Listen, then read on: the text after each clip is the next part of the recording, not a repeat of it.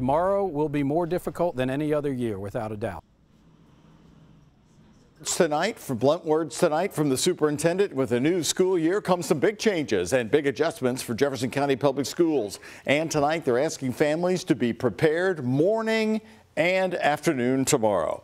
Hello everybody, and thanks for joining us tonight on the WHAS 11 Night Team. I'm Doug Proffitt. Tonight here in the Night Team, we are getting you ready for the morning. Two of the biggest changes, start times and student assignment, meaning the district had to make adjustments to its bus routes, and district leaders are admitting tonight there could be major issues to work out.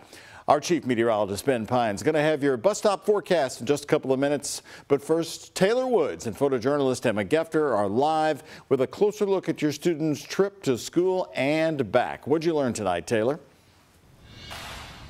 Well, Doug, for the first time ever, students will walk into new classrooms and halls at Echo Trail Middle School. But tomorrow could be a challenging first day for thousands of JCPS students who could be waiting more than 40 minutes on school buses.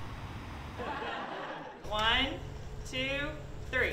Not just for the first day of school, but the first day ever for this new Jefferson County Public School, Echo Trail Middle School, near the Parklands in eastern Jefferson County. A happy moment ahead of concerns over a potential nightmare start for the ride to school amid changes in start times and bus schedules. But there's no doubt it's a huge challenge. It's not easy, and it's not going to be easy tomorrow. In a message to families tonight, the district is asking parents to be patient. Thousands of students could be late getting home, 40 minutes or longer at the end of the day. Tomorrow could be more difficult than any other year. We will have in our command center sending out buses, picking up kids that, yep, there's going to be some crowded buses. There's going to be some late buses. The bus driver union president is also concerned about the first day of school. Some bus driver routes were changed to make sure all routes were covered. And they had to make a change on how it was because they were short bus drivers. So what they try to do is combine the routes and make less routes and then have extra standby drivers, which will get paid and they'll work too.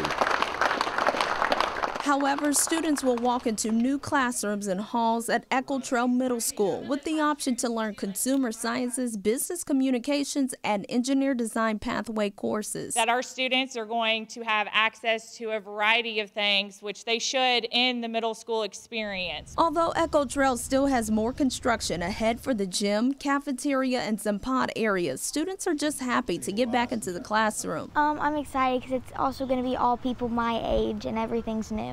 Alice Halsey's dad is glad JCPS opened this new school, and he's excited for the first day tomorrow. It's close to home as well, so that always helps, but just the environment around here I think is going to be awesome, and it's a great staff, so very, very excited. Hoping that by a twist of fate, they actually cut the ribbon on a trouble-free new year for JCPS. Now, JCPS says if your child's school bus is running more than 15 or an hour late, to contact that school, as that school might have more information on why that bus might be running late. Reporting live at the Van Hoos Education Center, Taylor Woods, WHAS 11 Night Team on your side. Okay, Taylor, we certainly have our fingers crossed, but we are getting a reality check tonight. In addition to calling your child's school, JCPS also has a bus stop hotline for you.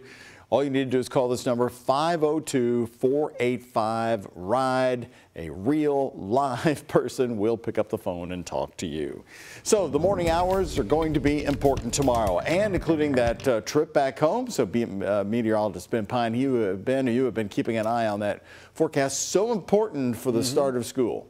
Yeah, we're in good shape tomorrow morning. It will be dry heading out. Now, it's going to be kind of a race to get the students home before the rainfall arrives. Right now, the latest data is showing around 7 o'clock for the arrival of some showers and thunderstorms. That's 7 o'clock p.m. for tomorrow. So hopefully we'll be in good shape and get everybody home before the chance of some storms. Right now, a couple downpours that we're tracking in Jackson, Jennings, and Jefferson County in Indiana. Nothing severe here, not seeing any lightning, just some passing showers as they move off to the southeast. And most areas will be dry for tonight. As we look at futurecast, temperatures will drop into the 60s. So nice, mild, quiet start to our first day of school here at 7 o'clock in the morning. Clouds begin to thicken up out ahead of this system. Temperatures will be in the 80s with 4 p.m. temperature up to around 87 degrees. So school's out here. The bell has rung, and then trying to get the buses to drop off the kids before these showers and thunderstorms arrive. The severe weather threat with this activity tomorrow evening is going to be very low,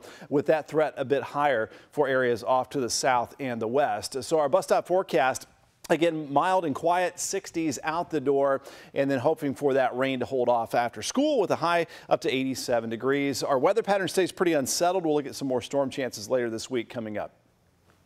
All right, Ben, thanks so much. JCPS is one of 12 Kentuckiana school districts heading back to school tomorrow.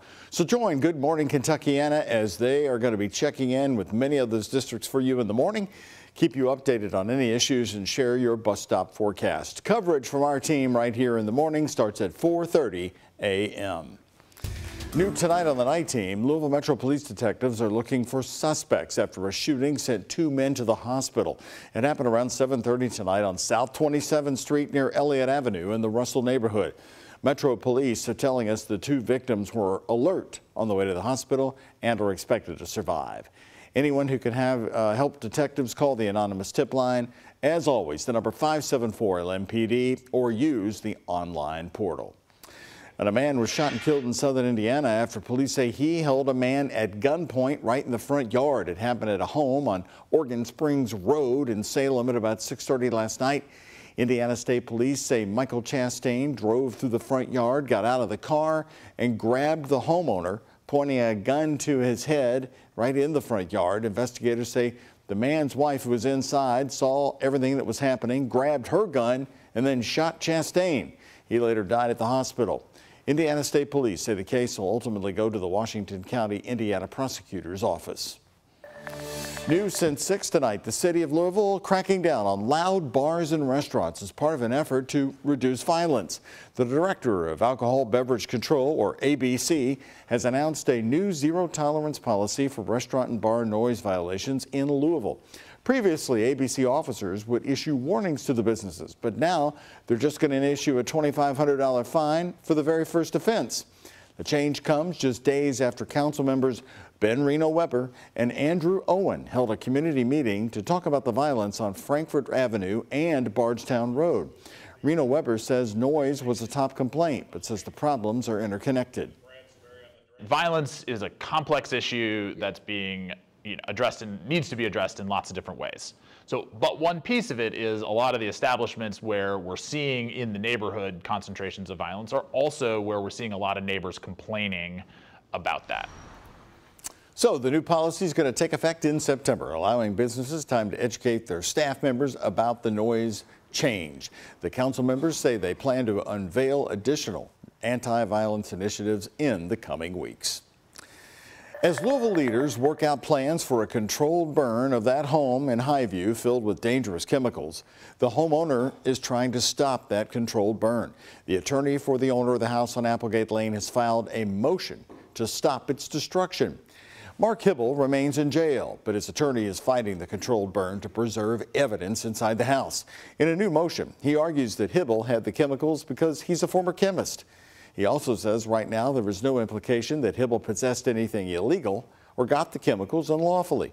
The motion argues if the city burns down the house, it'll unnecessarily destroy all of his belongings and in the process destroy evidence that could be used in Hibble's defense.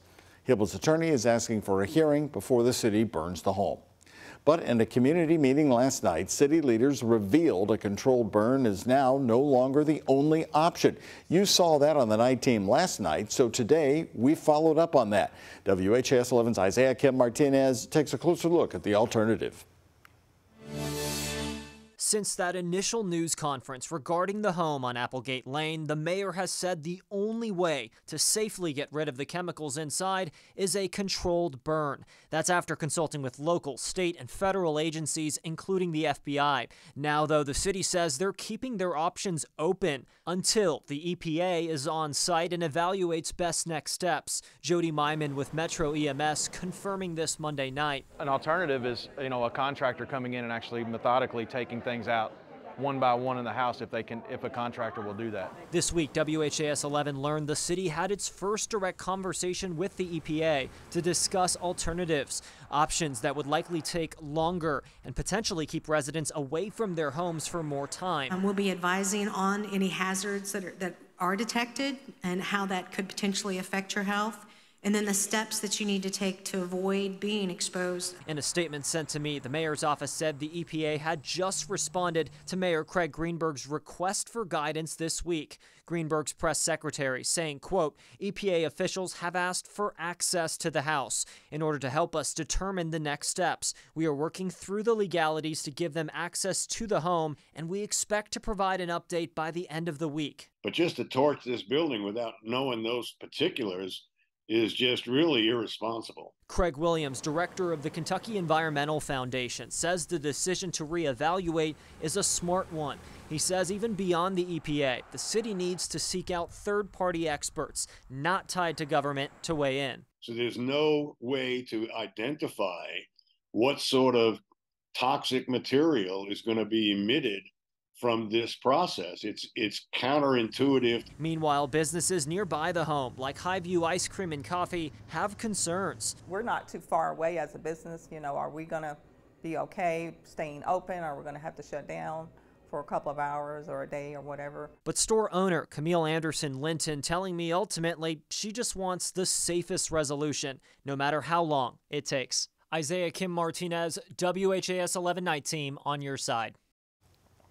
Mayor Craig Greenberg said last night that the controlled burn is still the likely option. The city is asking neighbors to sign up for what's called the Lens Alerts for your phone to receive updates. Just text Lens Alert to this number, 67283. You see it right now on the bottom of your screen here, and you'll get started right away. Signed up automatically. New at 11, the Louisville Office of Inspector General brought his Community Policing Council to Southwest Louisville tonight, meeting with residents at the Sun Valley Community Center. The council meetings aim to discuss concerns and solutions to promote community policing and improve relationships within each of Louisville Metro Police Department's 8 divisions. Frank Anderson has attended 4 of these meetings so far and says he wants to see more people get involved. This is your city. Get involved. Find out what's going on in the city and just how the city government works. There's still 3 more opportunities for you to share your concerns and ideas. We've got those dates and locations posted at WHAS11.com.